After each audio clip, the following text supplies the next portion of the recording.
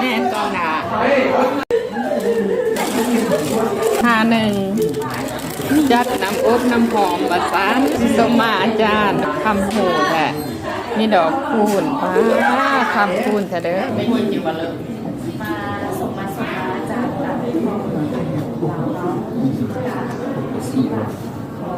สิ่งเกิดที่พวกเราคิดจะทำกินไข่เราอาจารย์หรือว่าฟังอาจารย์หรือว่าเรียนในสิ่งที่มันก้าวล่วงถึงอาจารย์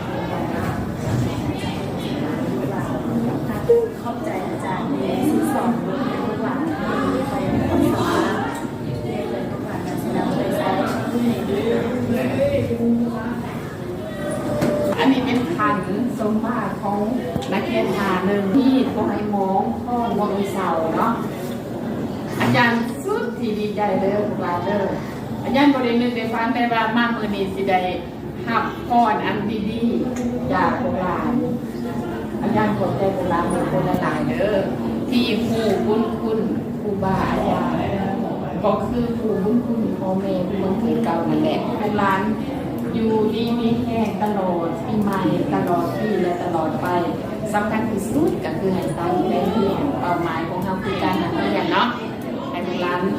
เรียนให้เก่งได้พวกร้านหลายเด้อสาธุ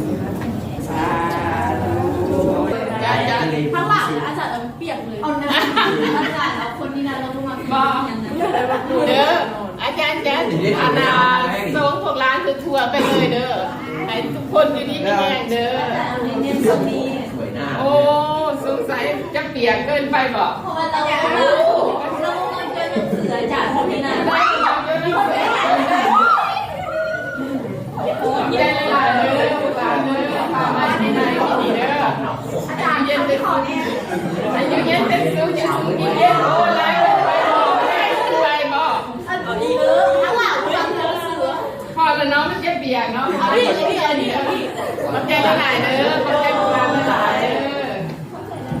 ด้อ1 2 3เย้เน่โอ้หองอันหนึ่งคำหูเด้อขอบใจละลายเด้อตั้งใจเฮียนเด้อพวกร้านเด้อตั้งใจเฮียนฝ่าใหม่ปีใหม่สุขภาพแข็งแรงสุขกายสุขใจเด้อเบิร์ดทุกคนสาธุขอบใจละลายเด้อ51เด้อของขวัญปีใหม่ให้ผู้ลุงสุขกายสุขใจสุขภาพแข็งแรงเบิร์ดทุกคนเด้อ